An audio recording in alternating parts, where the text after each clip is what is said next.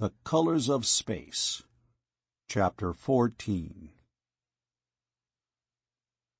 The low rainbow building of 8 colors near the spaceport of Procyon Alpha had not changed, and when Bart went in, as he had done a year ago, it seemed that the same varnished girl was sitting before the same glass desk, neon-edged and brittle, with the same chrome-tinged hair and blue fingernails. She looked at Bart in his Lhari clothing, at Maida in her Mentorian robe and cloak, at Ring, and her unruffled dignity did not turn a hair. "May I help you?" she inquired, still not caring. "I want to see Raynor One." "On what business, please?" "Tell him," said Bart with immense satisfaction, "that his boss is here, Bart Steele, and wants to see him right away." It had a sort of disrupting effect. She seemed to go blurred at the edges. After a minute, blinking carefully, she spoke into the vision screen and reported numbly, "Go on up, Mr. Steele." He wasn't expecting a welcome. He said so as the elevator rose. After all, if I'd never come back, he'd doubtless have inherited the whole 8 colors line unencumbered. I don't expect he'll be happy to see me, but he's the only one I can turn to.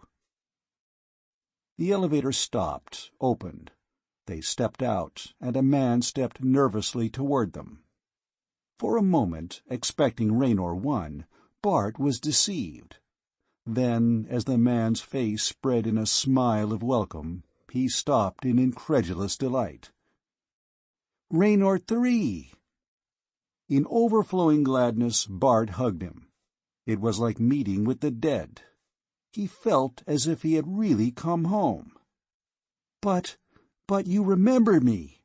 he exclaimed, backing away in amazement. Slowly, the man nodded. His eyes were grave. "Yes, I decided it wasn't worth it, Bart, to go on losing everything that meant anything to me. Even if it meant I had to give up the stars, never travel again except as a passenger, I couldn't go on being afraid to remember, never knowing the consequences or responsibilities of what I'd done." His sad smile was strangely beautiful.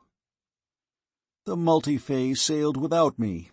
I've been here, hoping against hope that someday I'd know the rest." Associations clicked into place into Bart's mind. The multiphase.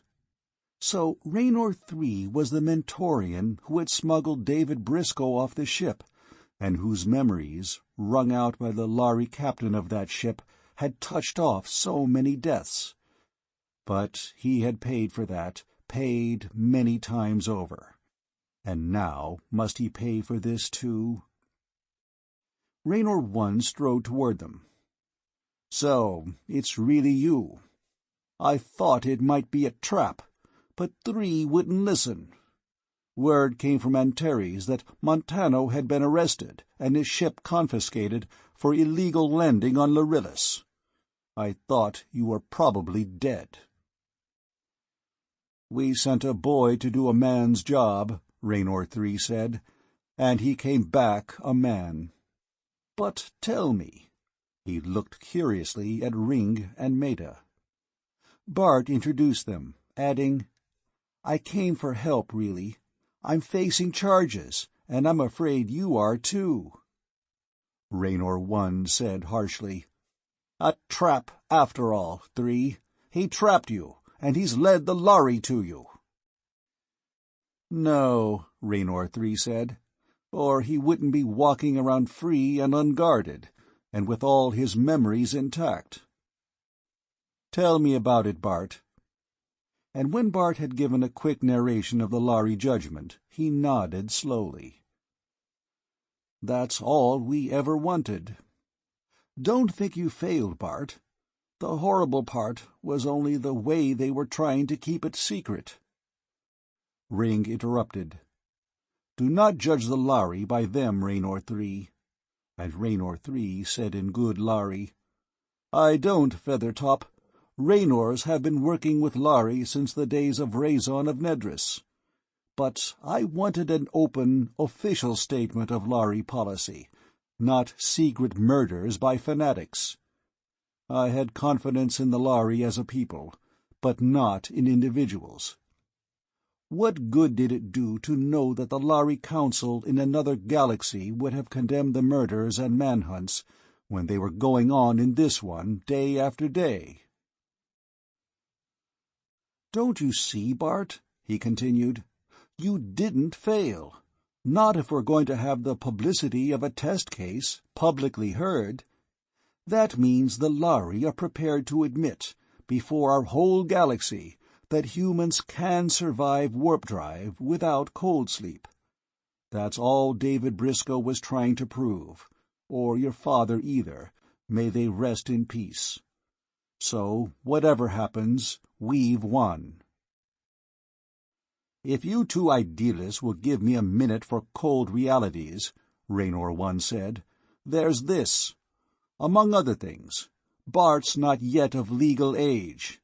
You may not know this, Bart, but your father appointed me your legal guardian.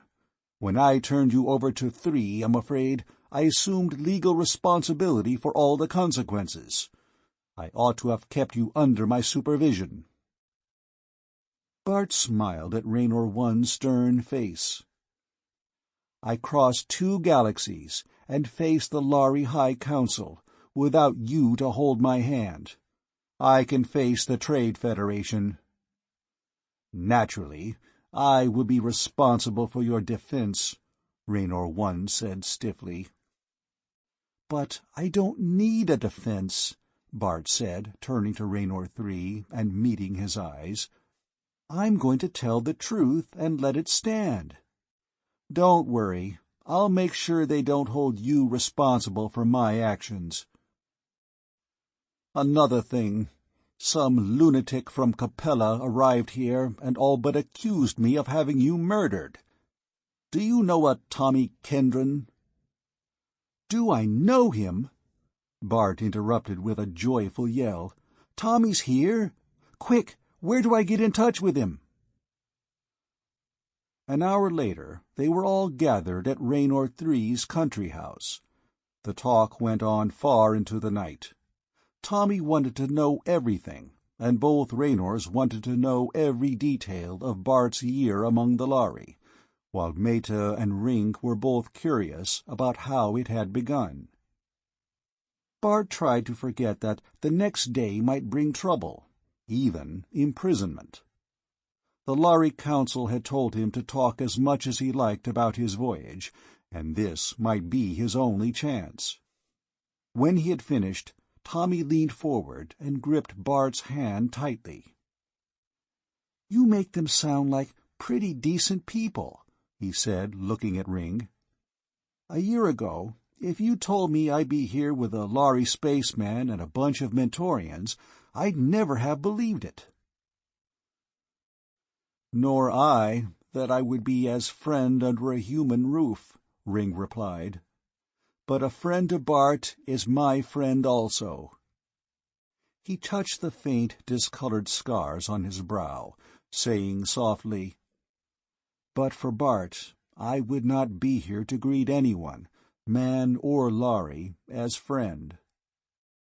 "So," said Tommy triumphantly, "you haven't failed, even if you didn't discover the secret of the 8th color." But a sudden blinding light burst over Bart as Ring moved his hand to the scars.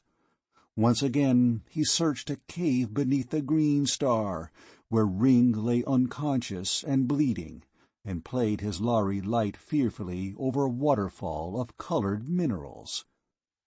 And there was one whose color he could not identify. Red, blue, violet, green, none of these. The color of an unknown star in an unknown galaxy, the shimmer of a landing Lhari ship, the color of an unknown element in an unknown fuel. "The secret of the 8th color," he said, and stood up, his hands literally shaking in excitement. "I'm an idiot! No, don't ask me any questions. I could still be wrong. But even if I go to a prison planet, the eighth color isn't a secret anymore." When the others had gone back to the city, he sat with Raynor III in the room where the latter had told him of his father's death, where he had first seen his terrifying Lhari face. They spoke little, but Raynor III finally asked, "Were you serious about not wanting a defense, Bart?" "I was. All I want is a chance to tell my own story in my own way, where everyone will hear me." Raynor III looked at him curiously. "There's something you're not telling, Bart. Want to tell me?" Bart hesitated, then held out his hand and clasped his kinsman's. "Thanks, but no." Raynor III saw his hesitation and chuckled. "All right, son. Forget I asked. You've grown up." It was good to sleep in a soft, human-type bed again, to eat breakfast and shave and dress in ordinary human clothing again. But Bart folded his Lhari tights and the cloak tenderly, with regret. They were the memory of an experience no one else would ever have. Raynor III let him take the controls as they flew back to the spaceport city, and a little before noon they entered the great crystal pylon that was the headquarters of the Federation Trade Bureau on Procyon Alpha. Men and Lhari were moving in the lobby. Among them, Bart saw Vorongil, Meta at his side. He smiled at her, received a wan smile in return. Would Vorongil feel that Bart had deceived him, betrayed him, when he heard Bart today? In the hearing room, 4 white-crested Lhari sat across from 4 dignified, well-dressed men, representatives of the Federation of Intergalactic Trade. The space beyond was wholly filled with people, crowded together, and carrying stereo cameras, intercom equipment, the creepy peepee of the on-the-spot space commentator. "Mr. Steele, we had hoped to make this a quiet hearing, without undue publicity, but we cannot deny the news media the privilege of covering it, unless you wish to claim the right to privacy." "No, indeed," Bart said clearly. "I want them all to hear what I'm going to say." Raynor I came up to the bench. "Bart, as your guardian, I advise against it. Some people will call this a publicity stunt. It won't do 8 Colors any good to admit that men have been spying on the Lhari." "I want press coverage," Bart repeated stubbornly, "and as many star systems on the relay as possible." "All right, but I wash my hands of it," Raynor I said angrily. Bart told his story simply. His meeting with the elder Briscoe, his meeting with Raynor I, carefully not implicating Raynor I in the plot, Raynor III's work in altering his appearance to that of a Lhari, and the major events of his cruise on the Swiftwing. When he came to the account of the shift into warp drive, he saw the faces of the press reporters, and realized that for them this was the story of the year, or century. Humans can endure star drive. But he went on, not soft-pedaling Montano's attempt to murder, his own choice, the trip to the Lhari world. One of the Board of Representatives interrupted testily. "What is the point of this lengthy narrative? You can give the story to the newsmen without our official sanction, if you want to make it a heroic epic, young Steele. We have heard sufficient to prove your guilt, and that of Raynor, in the violation of treaty." "Nevertheless, I want this official," Bart said. I don't want to be mobbed when they hear that I have the secret of the star drive." The effect was electric. The 4 Lhari sat up. Their white crests twitched. Vorongil stared, his grey eyes darkening with fear. One of the Lhari leaned forward, shooting the question at him harshly. "You did not discover the coordinates of the council planet of K-Liro. You did not discover—" "I did not," Bart said quietly. "I don't know them, and I have no intention of trying to find them. We don't need to go to the Lhari galaxy to find the mineral that generates the warp frequencies, that they call Catalyst A, and that the Mentorians call the 8th color. There's a green star called Meristem, and a spectroscopic analysis of that star, I'm sure, will reveal what unknown elements it contains, and perhaps locate other stars with that element. There must be others in our galaxy, but the coordinates of the star Meristem are known to me." Vorongil was staring at him, his mouth open. He leaped up and cried out, shaking, "But they assured us that among your memories there was nothing of danger to us." Compassionately, gently, Bart said, "There wasn't. Not that they knew about, Vorongil. I didn't realize it myself. I might never have remembered seeing a mineral that was of a color not found in the spectrum. Certainly, a memory like that meant nothing to the Lhari medics who emptied out my mind and turned over all my thoughts. You Lhari can't see color at all. So, no one but I saw the color of the mineral in the cave. You Lhari yourselves don't know that your fuel looks unlike anything else in the universe. You never cared to find out how your world looked to your Mentorians. So your medics never questioned my memories of an 8th color. To you, it's just another shade of gray. But under a light strong enough to blind any but Mentorian eyes, it takes on a special color." The conference broke up in disorder, the 4 Lhari clustering together in a furious babble, then hastily leaving the room. Bart stood waiting, feeling empty and cold. Vorongil's stare baffled him with unreadable emotion. "You fool! You unspeakable young idiot!" Raynor One groaned. "Why did you blurt it out like that before every news media in the galaxy? Why, we could have had a monopoly on the star drive. 8 colors and Vega Interplanet." As he saw the men of the press approaching with their microphones, lights, cameras, and TV equipment, he gripped Bart urgently by the arm. "We can still salvage something. Don't talk any more. Refer them to me. Say I'm your guardian and your business manager. You can still make something of this." "That's just what I don't want to do," Bart replied, and broke away from him to approach the newsmen. "Yes, certainly. I'll answer all your questions, gentlemen." Raynor One flung up his hands in despair, but over their shoulder he saw the glowing face of Maida and smiled. She, at least, would understand. So would Raynor Three. A page boy touched Bart on the arm.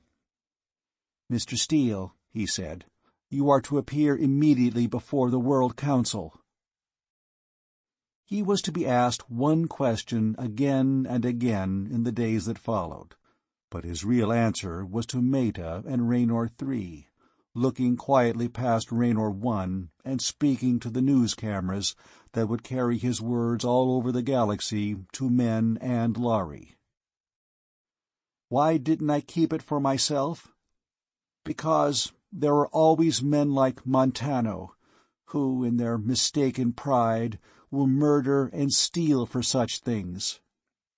I want this knowledge to be open to all men, to be used for their benefit. There has been too much secrecy already. I want all men to have the stars." He had to tell his story again and again to the hastily summoned representatives of the Galactic Federation. At one point, the delegate from his home star of Vega actually rose and shouted to him, "This is treason! You betrayed your home world and the whole human race. Don't you know the Lhari may fight a war over this?" Bart remembered Vorongil's silent, sad confession of the Lhari fears. "No," he said gently, "no. There won't be any war unless we start one. The Lhari won't start any war, believe me." But inwardly he sweated. What would the Lhari do? They had to wait for representatives of the Lhari Council to make the journey from their home galaxy. Meanwhile, they kept Bart in protective custody. There was, of course, no question of sending him to a prison planet. Public opinion would have crucified any government that suggested punishment for the man who had discovered a human world with deposits of Catalyst A.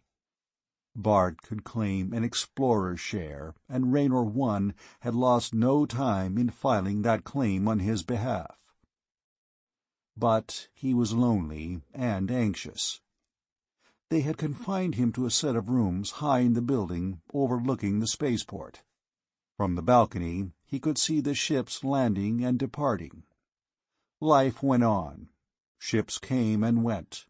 And out there in the vast night of space, the suns and colors flamed and rolled, heedless of the little atoms that traveled and intrigued between them.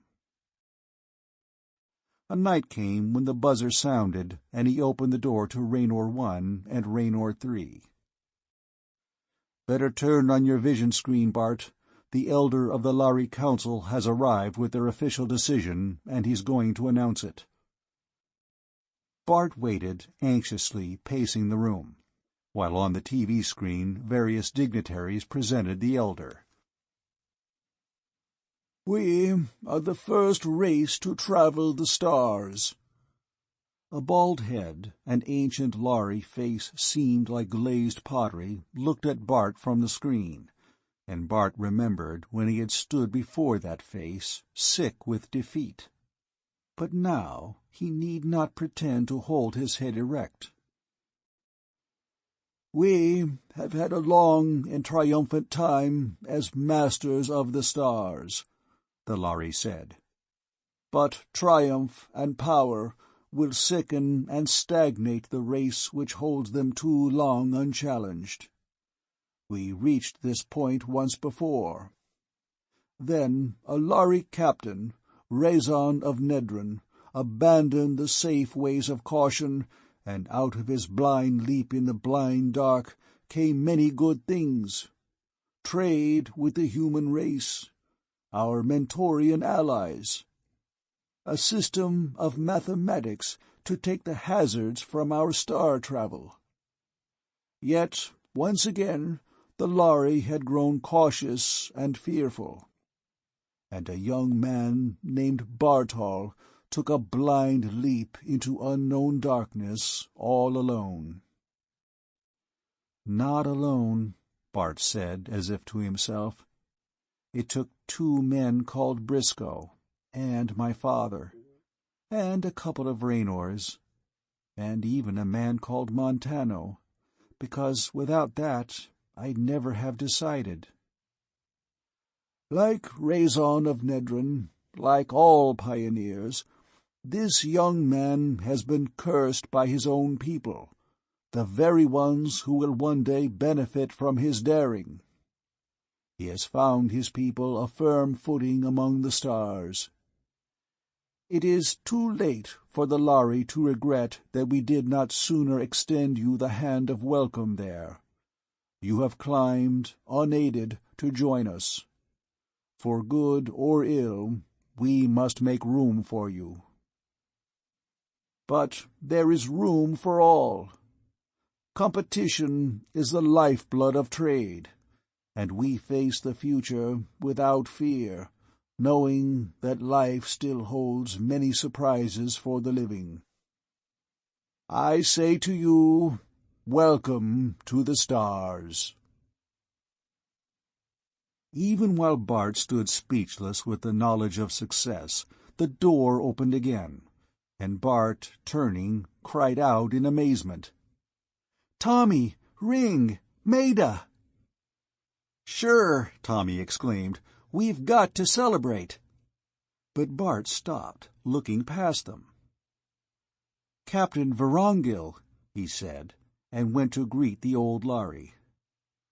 "I thought you'd hate me, Rieko Mori." The term of respect fell naturally from his lips. "I did for a time," Vorongil said quietly. "But I remembered the day we stood on Lharillis, by the monument, and that you risked, perhaps your life, certainly your eyesight, to save us from death. So, when the Elder asked for my estimate of your people, I gave it." "I thought it sounded like you." Bart felt that his happiness was complete. "And now," Ring cried, "let's celebrate. Maida, you haven't even told him that he's free." But while the party got rolling, Bart wondered, free for what? And after a little while he went out on the balcony and stood looking down at the spaceport, where the Swiftwing lay in shadow, huge, beloved, renounced. "What now, Bartol?" Vorongil's quiet voice asked from his elbow. "You're famous, notorious. You're going to be rich and a celebrity."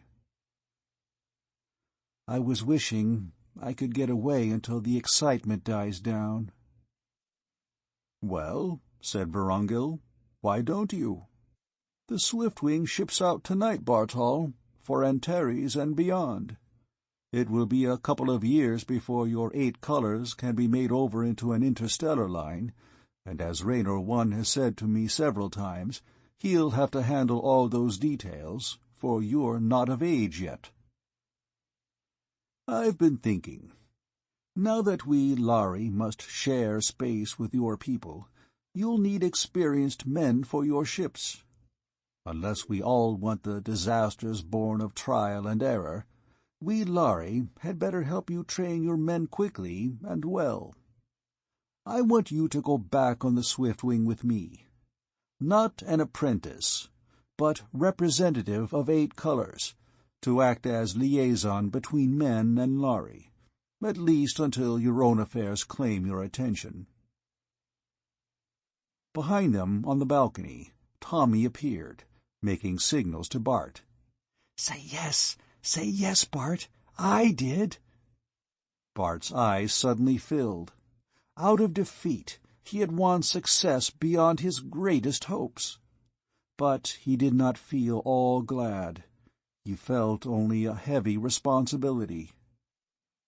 Whether good or bad came of the gift he had snatched from the stars would rest in large measure on his own shoulders. He was going back to space, to learn the responsibility that went with it. "I accept," he said gravely. "Oh, boy!" Tommy dragged Ring into a sort of war dance of exuberant celebration, pointing at the flaring glow of the spaceport gates. "Here by the grace of the Lhari stands the doorway to all the stars," he quoted. "Well, maybe you were here first, but look out, we're coming." A doorway to the stars. Bart had crossed that doorway once, frightened and alone. Dad, if you could only know. The first interstellar ship of 8 colors was to bear the name Rupert Steele, but that was years in the future. Now, looking at the Swiftwing, at Ring and Tommy, at Raynor III and Vorongil, who would all be his shipmates in the new world they were building, he felt suddenly very lonely again. "Come in, Bart. It's your party," Maida said softly, and he felt her hand lying in his. He looked down at the pretty Mentorian girl. She would be with him too. And suddenly he knew he would never be lonely again. His arm around Maida, his friends, Man and Laurie, at his shoulder, he went back to the celebration to plan for the first intergalactic voyage to the stars. The End of The Colors of Space by Marion Zimmer Bradley.